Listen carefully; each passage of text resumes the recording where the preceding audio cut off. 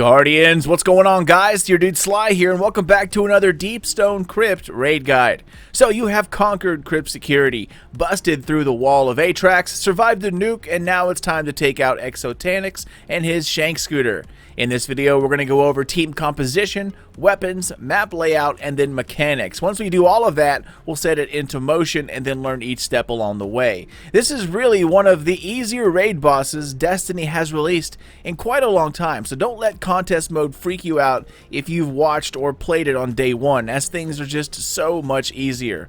Also, before we start, a quick disclaimer. This raid has only been out for a few days' time, and the footage you see is from contest mode as well as the second day after contest. So this strat will absolutely get you through this encounter with ease, but it's still very early on and things might and probably will change.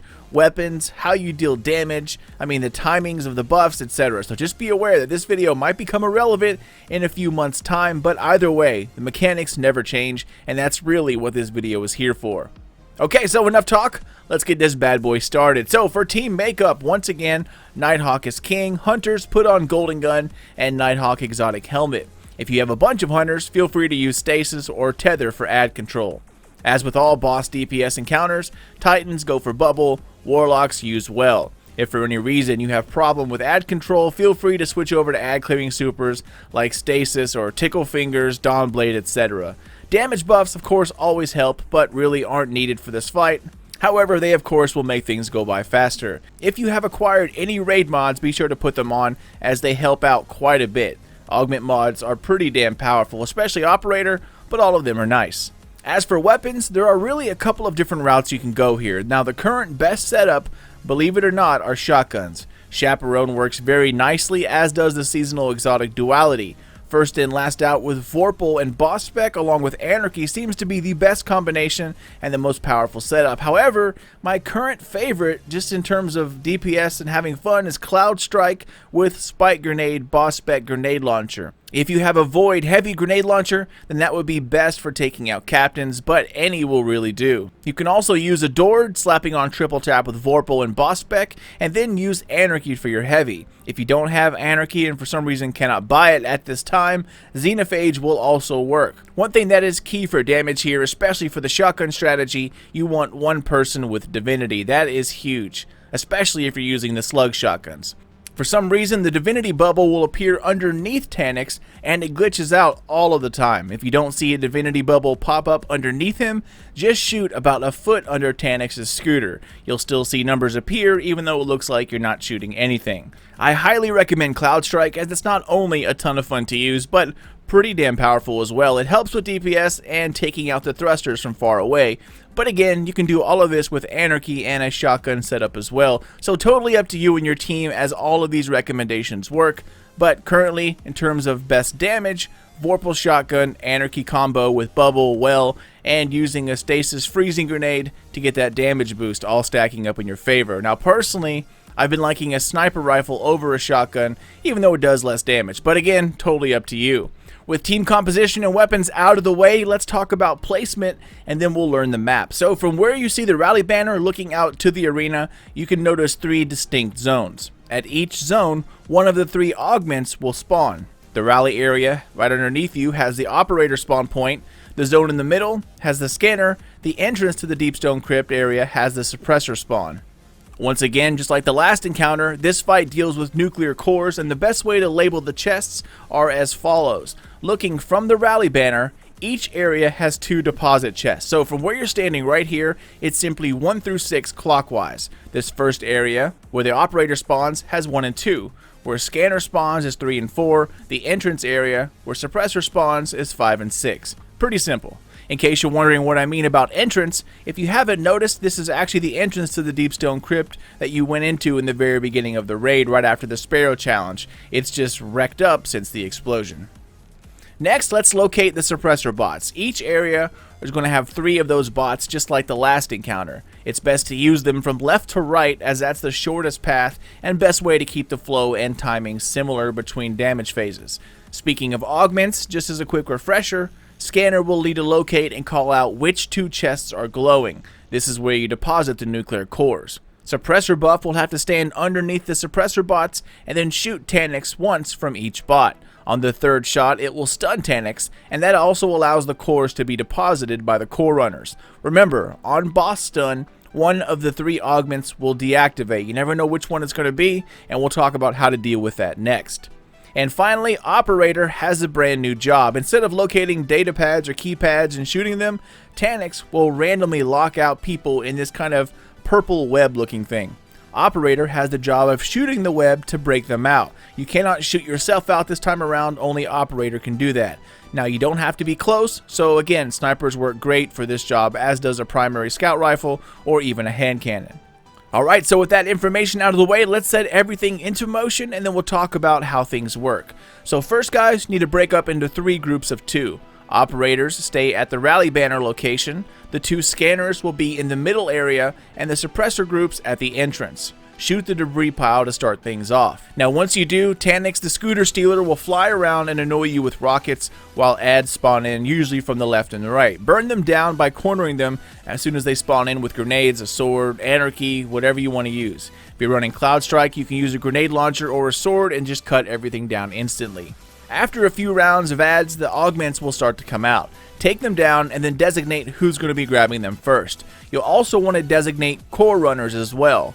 Scanner team will always be one of those teams because they can do both easily. So scanner team will take 1 core and then 1 person from the operator team and 1 person from the suppressor team will make up the second core running team. The reason the second core running team is made up from 1 of each is because suppressor and operator cannot grab cores due to their jobs. If they carry a core, they cannot shoot people out of the detainment nets, and suppressor has to shoot Taniks to stun him. So be sure to set all of this up right before you start the boss fight. The instant scanner team has their augment, they need to call out which chests are glowing. Again, it's 1 through 6, left to right, starting at the rally flag. Typing it in chat will help out a lot if you can juggle that. After all of the ads are taken care of, you have a little bit of a pause, and then Taniks will kind of light up his thrusters. There are 4 of them in total, but you're going to want to focus on 2 only. If Taniks is looking directly at you, you want to start shooting the back thrusters out first as they get in the way later on, and it just makes things easier next time. So everyone shoot the back 2 thrusters. It only takes a few shots with a sniper to do so. While this happens, Taniks will be raining down these purple jets at your location. Even in a Warlock well or a Titan bubble, it will kill you, so if you see the purple, move out of the way. Sometimes you'll only be targeted once and then left alone. Other times it's back to back to back, while other players won't even get targeted at all. So space it out and just keep moving. You don't have to run here, just walk left or right constantly while ADS. So once the 2 thrusters are popped, a core from each of them will drop to the ground. You want to be halfway close to Taniks while shooting the thrusters just for this reason. You can make it easy and also designate who's going to pick up the cores first, but totally up to you. You only have 6 seconds to grab these cores before they blow and wipe the team. Scanner team and the other team will call out who deposits in which chest. Now to make things easy here, I always had it so scanner team will always be depositing the highest number chest. So for instance, if the callouts are chest 1 and chest 6, scanner team will always deposit in chest 6. This will allow the other team a little bit of an easier time. Now, as the cores are being walked to their chest destinations, 2 things have to happen here. Number 1, suppressor has to go to the side where Taniks is at and hop from suppressor bot to suppressor bot, shooting Taniks to stun him. Now, you're going to want to stun him as soon as possible because just like the last encounter, when you stun, 1 random augment will deactivate. You never know if it's going to be operator, scanner, or suppressor. If you wait to stun the boss when the team are at their deposit chests, they are tucked away behind objects and around corners. So if operator has to make it to the center of the map or jump up high in order to get a shot to free a team trapped, and then suppressor stuns Taniks so the core runners can deposit, if operator is the one who's deactivated, they cannot shoot and have to run all the way back to a machine from the middle of the map. Their partner has to pick up, run back to the middle so they can get a shot. If you stun Taniks as soon as possible, this will put players somewhat in the middle of the map in a much easier location to shoot from far away. Also, away from the ads and captains who spawn by the chests, and everyone will have less radiation stacks on top of it, so you have time to actually swap out to begin with. If operator gets unlucky and is the one who's deactivated, they have to deposit operator into this transfer machine ASAP, and then they now have to become core runner. Their partner will switch with them. The teams who are grabbing the cores need to do the following. First, jump hop. It's faster than walking. Number 2, have your teammates stay close to you while running the core, but not so close that if you get trapped, they're trapped as well. Because again, if you're operator's partner, you might need to switch in an instant. And if you're trapped, someone else who hasn't planned on grabbing operator will now have to save the day, and then that just throws everything else out of balance. So stay close, but not too close. Also, don't try to risk it. You take radiation poisoning from carrying these nuclear cores. So always swap it out when you reach time 7 or so. This will give you time to get close to your partner and enough time to swap it over with time to spare just in case something happens. The core running teams will have to defend one another as well. If you're running the core, hop to the chest while your partner stays close and defends you from ads. If you switch, then again you have to defend the core runner. Once both core runner teams get to the chest, simply deposit, and that's 1 round. You do this twice, and then it's damage phase. If scanner becomes deactivated, it's easy. Simply just swap scanner to your partner. Your roles will stay the same. You will always be running cores and doing scanner. If suppressor deactivates, your suppressor partner then will have to grab it, and then the original suppressor who started things off will need to now become part of the second core running team. Now it kind of takes a bit to get into the swing of things when it comes to switching, but you have plenty of time here and it's pretty easy. Just be sure you know where every transfer machine is located. After 2 rounds of running cores, Taniks will show up in the middle. So what you want to do here is meet either at the rally flag area or the entrance to do damage. The entrance area is flat, so that's a really good place to do it, while the rally flag area is kind of downhill and on uneven ground. So as soon as you see Taniks throw up a debris field, be careful of the swirling debris and then make your way inside the bubble. Now you cannot get too close to Taniks as you will take damage and die really quickly. And we all know why this is here. It's simply to stop swords from making this too easy. So what you want to do is pop a bubble, throw down a well, throw a stasis grenade for added damage. Chuck out 6 rounds of anarchy if you're using it, and then switch over to a shotgun or sniper.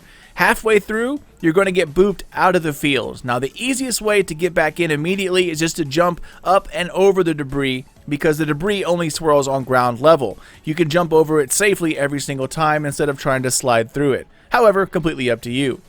Once the damage round is done, you either move on to final stand or you have to repeat running the cores.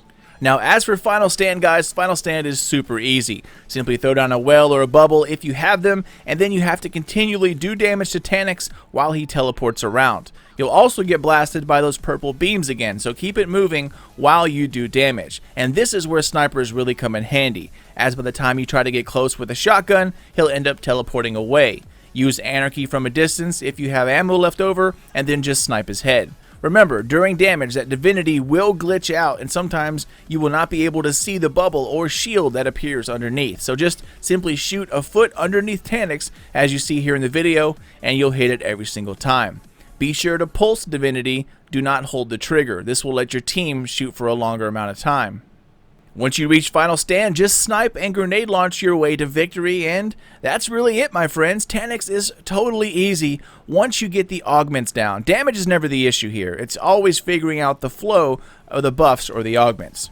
So yeah, that's it, Guardians. Thank you for watching, and I hope you enjoyed this guide, and I really hope that it helps you understand this fight a lot better. If you found it helpful, be sure to share this with your friends and clanmates, as it will help me out a ton. If you're new to my channel, then welcome, Guardian. Thanks for stopping by. Be sure to subscribe for all kinds of Destiny 2 content, including my Deepstone Crypt, Raid, and Dungeon guides.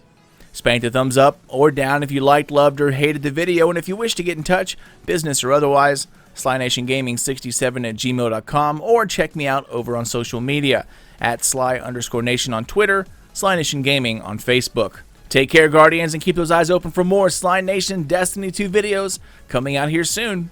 But until then, this is your dude Sly, and I'll see you all next time.